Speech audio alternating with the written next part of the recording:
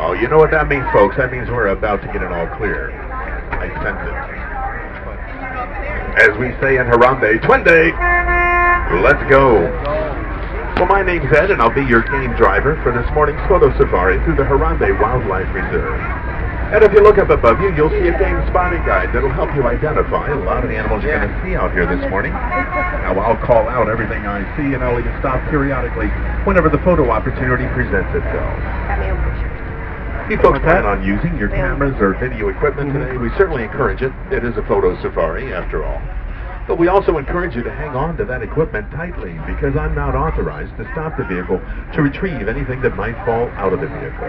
So be sure and use those wrist straps and neck straps, if you would, please. All right, folks, let's get started with the forest. Let's see what the forest dwellers are up to. Now, we're entering what's called the Little Ituri Forest. So keep your eyes open. A lot of these animals have excellent protective coloration. They can be pretty hard to spot in here.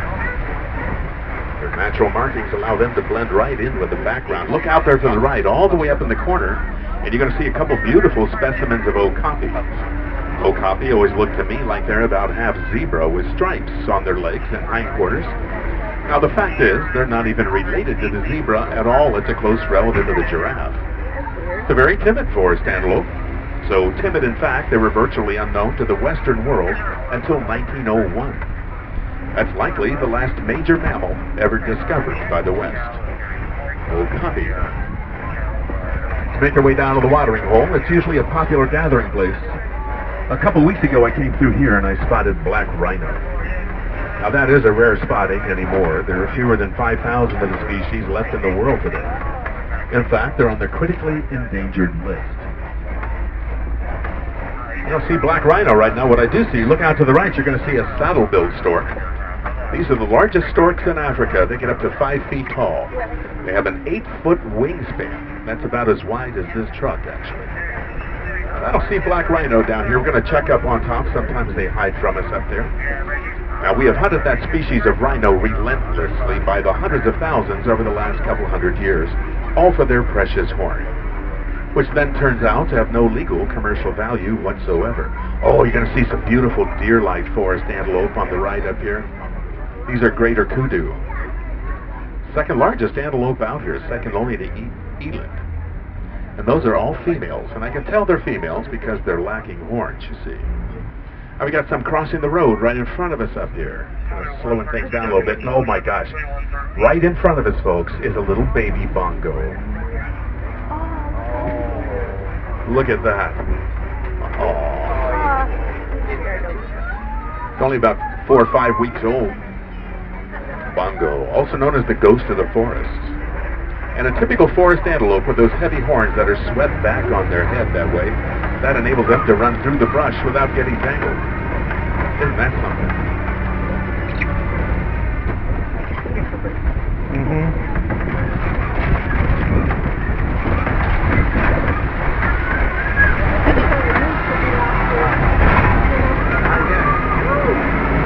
All right, so far so good. What do you say we head down to the river and see if we can spot a hippo?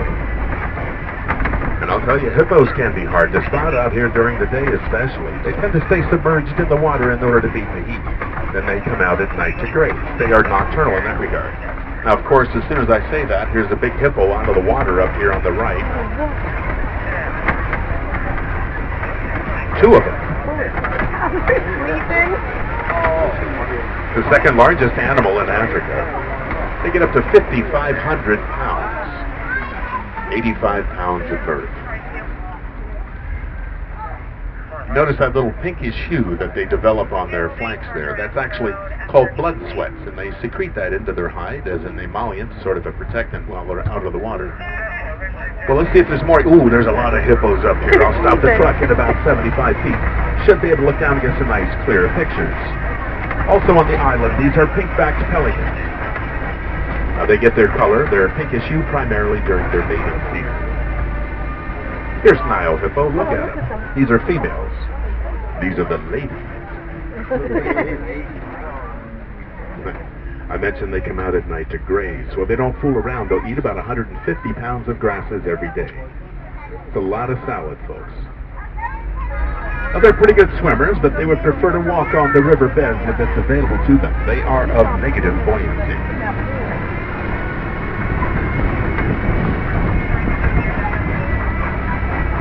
Now, folks, remember to remain seated as I try to negotiate this rickety bridge. But if you look down, you're going to see Nile crocodile. Nile crocodile are cold-blooded reptiles. They get up to 20 feet in length. And they have a biting pressure in those jaws of 2,000 pounds per square inch. They can literally snap through anything and everything that unwittingly wanders into their domain. They look hungry to me, so you know what I say. Well, let's get out of here.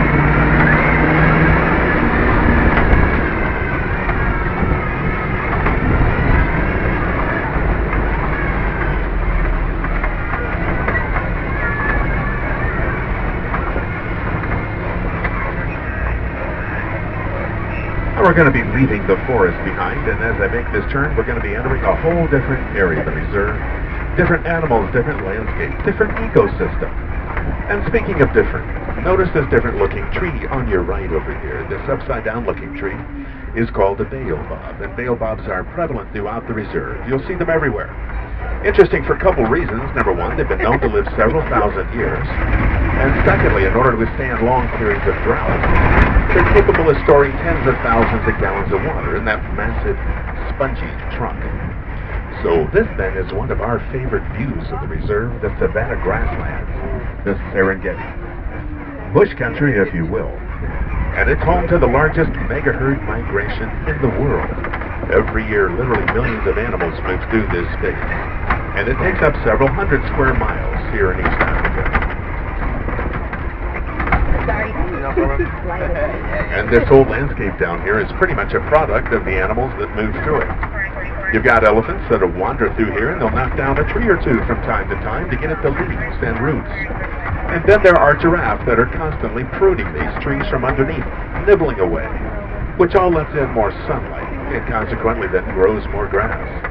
Well, it sets up beautifully for the big grazers like zebra and antelope and wildebeest to then come through and enjoy a bountiful meal on the fresh-grown grass.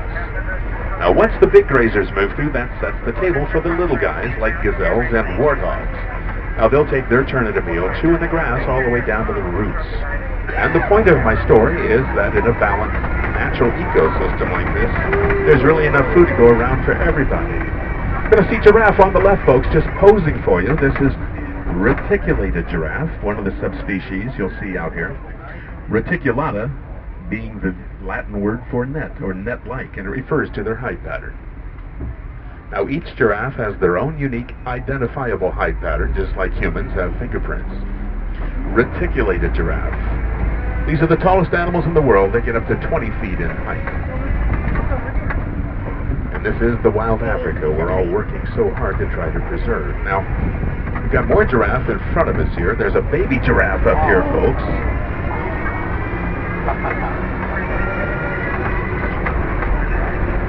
Now, this is a little different subspecies of giraffe. These happen to be Maasai giraffe.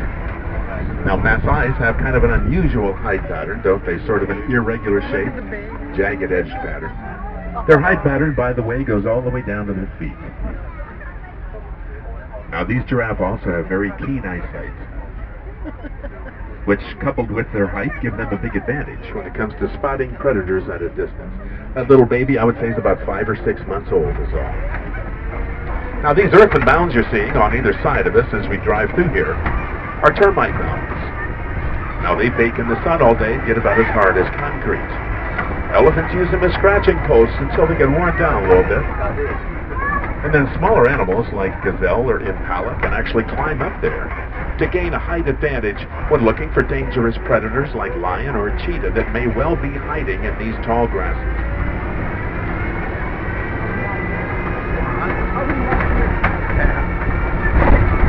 Now, if you look out to the right, folks, there's a little shy of antelope over here on the right, dark bay or brown hides, and the sharp horns. These are sable antelope, and they are the emblem of our reserve.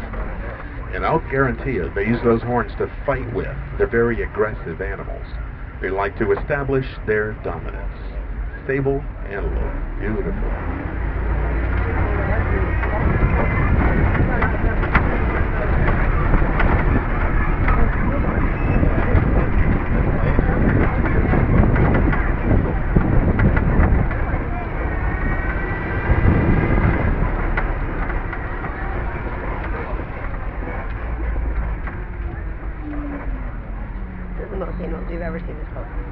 Now we've got wildebeest right in front of us, folks. I'll stop when I get around the corner here. These are white-bearded wildebeest.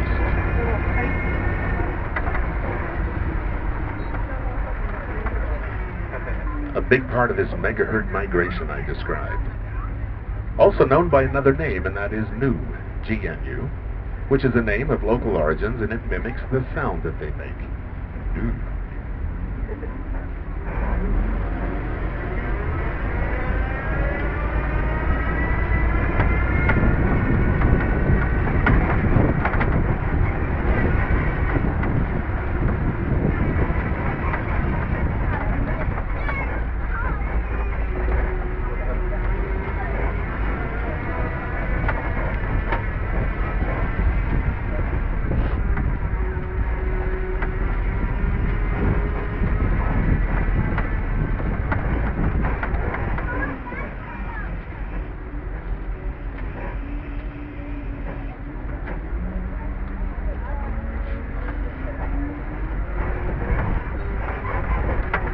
All the vegetation you see out here, including those date palm trees, are food for these giraffes. They will eat about 23 hours out of the day. Forage. One of their favorites is acacia. This is one of the 5 varieties of acacia. There's bush to your right over here. But notice those sharp thorns. They're hard and sharp. And they'll just put their mouth right over that, pull the vegetation off. Doesn't bother them at all. Very thick, leathery lips and gums. For you folks on the left side of the vehicle, here's an acacia bush right next to you. See those thorns?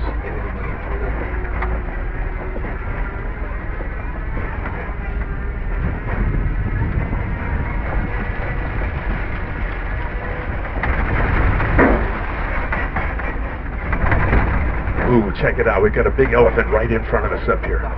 It'll be on the right side. Ooh, that's a bull elephant, folks.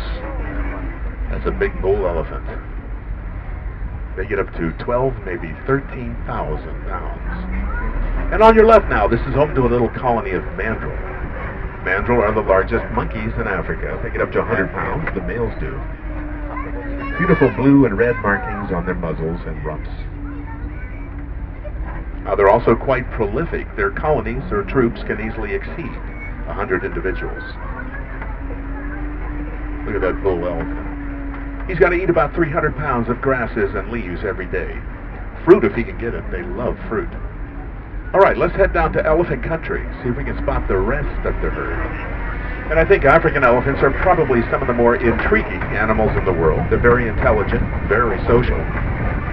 They are matriarchal societies that the females tend to make all the important decisions for the herds.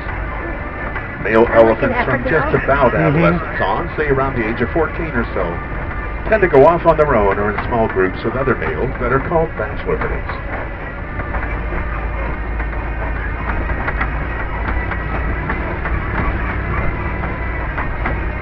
Uh-oh, folks, we got trouble up ahead. It's the bridge. Yeah, I don't know if it's going to carry us. It doesn't look good at all. I don't even know if I should try. What do you think? Go for it. All right, we'll give it a slow roll. Hang on to your cameras. We'll see how long it takes for the rear wheels hit. No, we're good. We're good. I don't even know why I was concerned. Uh-oh. Whoa, steady now, steady. Don't panic. Save the driver. Save the driver.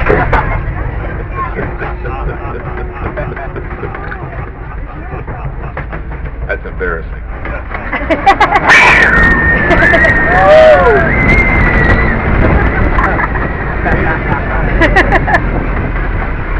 And sure enough, there are signs of elephants all over down here. You've got footprints on both sides of the road. You've even got these tusk marks in the clay foundation on your right.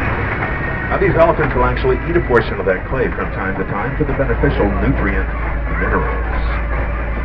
And of course, both male and female elephants grow tusks of ivory, which has pretty much been the bane of their species all these years because they've been hunted and poached and, well, slaughtered is as good a word as any. All for the ivory they were born to carry. Now, we have research scientists out here in the reserve these days studying our elephants and their vocal patterns, trying to better understand how they communicate.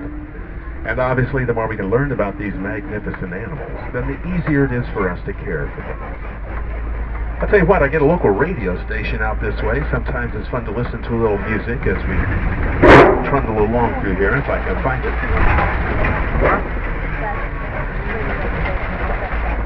There it is.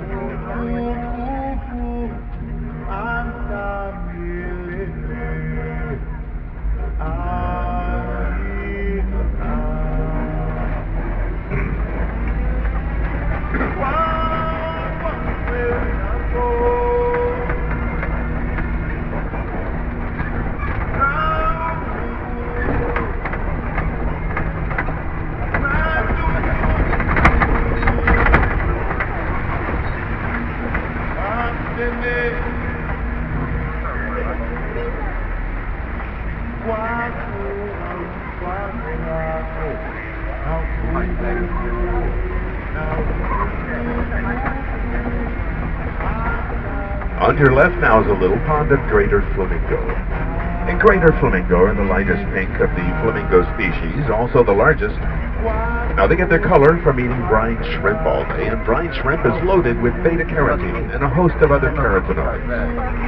Now when they're first born, they really don't have any color at all. They just look like little gray fuzz balls.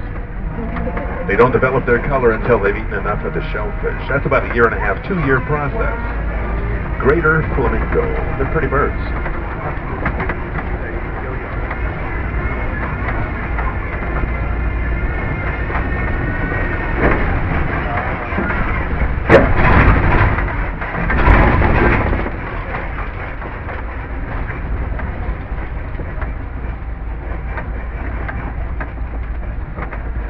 Now folks, we've got signs of white rhino all over out here. There's a big mud wallow on your left. And what they do is they wallow in that mud, get a nice coating on their hide. Well, it cools, but then they rub up against all these trees. You can see where they've been all through this area. So we're going to be looking for white rhino through here. Ooh, look out to your right, folks, all the way out there.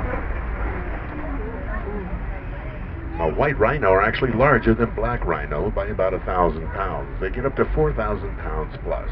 And I'll tell you what, when I get up there, I'm going to make a turn. I think I'm going to get nice and close to them, so hang tight. We'll get you some good, real good photo opportunities up there.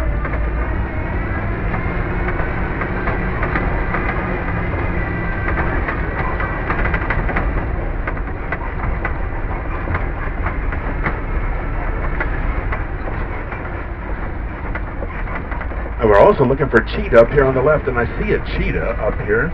You see that? Let me get up here a little bit more. See that first round rock? Go to the left of that about and straight back by that thin-trunked tree. Cheetah are the fastest land mammals in the planet. They've been clocked at upwards of 60 miles an hour, freeway speeds. And get a load of this now, 0 to 60 in 3 seconds flat. Hang on, I got another cheetah up here. Might be a better picture.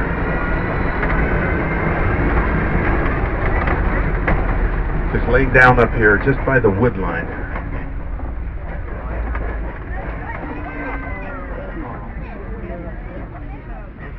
And get a load of this now, 0 to 60 in 3 seconds flat.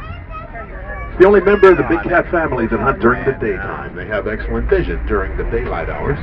They hunt diurnally as opposed to nocturnally.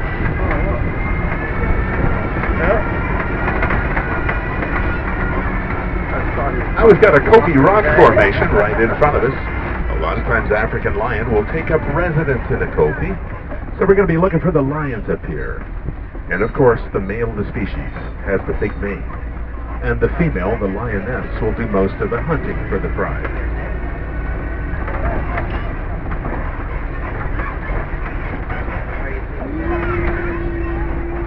Ooh, there's the lioness, folks. Look up to your left.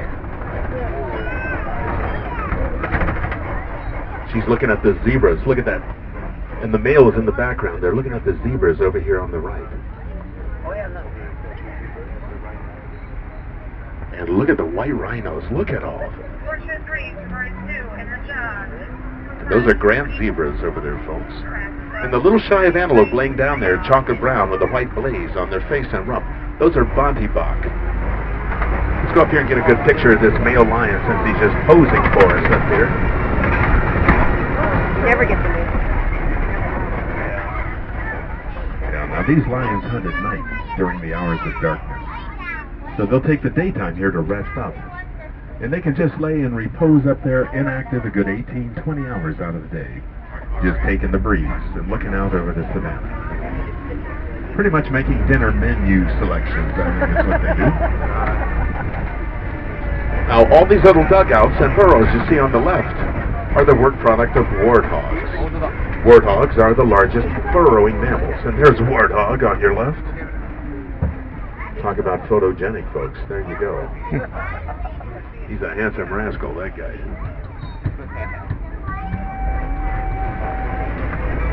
And check it out. There's a little clutch of ostrich eggs just off the left side of the road here.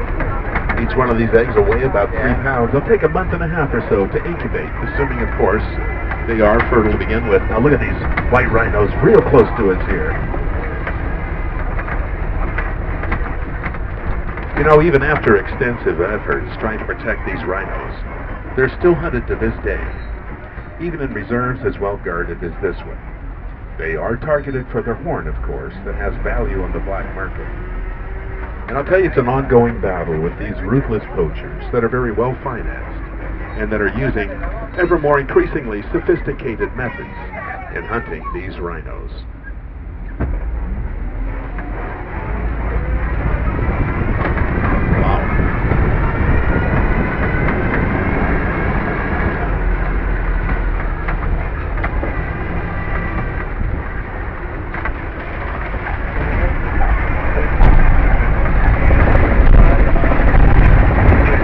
Folks, you're going to see a most unusual antelope up here on the left as I make my turn with these corkscrew-shaped horns. Look at the horns on these guys. These are Adacs. And Adacs have been known to go indefinitely without drinking water. They're able to metabolize all the fluids they need just from the vegetation they eat. They are indigenous to the Sahara region. These are desert antelope, Adacs. And talk about rare, folks. It's estimated there are fewer than 300 of these animals left in the wild.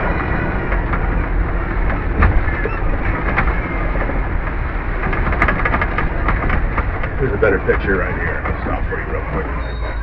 This is very pretty. Got it? Good.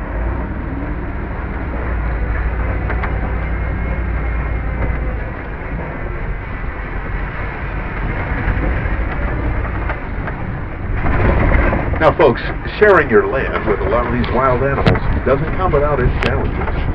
I mean, think about it. Some of these animals pose a serious threat to the lives and livelihoods of the local residents. And on the other side of the coin, a lot of these locals have, over the years, come to view these animals as a food source. So our conservation efforts these days, our programs, are pretty much geared towards addressing those two key issues.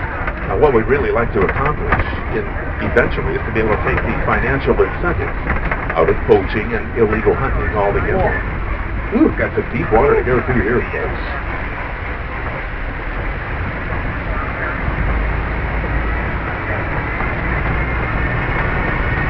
And that just about does it for our little tour here this morning. What I'll do now is drop you at the nearest warden's post. And from there, it's just a short walk back into Harambe village. But I do want to thank you for choosing Kilimanjaro Safaris, where we never ever charge for carry-on luggage. And again, my name is Ed, and I've enjoyed having you folks along today. I always like to recommend the Pangani Forest Trail, the exploration trail right next door to this beautiful walking tour. A lot of really interesting and exotic animals to see. And now, sadly, it's time to say goodbye, but here in Harambe, what we say is Kwaherini, which means go well. So, Kwaherini, everybody. Kwaherini. Oh, watch your fingers, everybody. Make sure you grab everything and have a nice day. Thank you.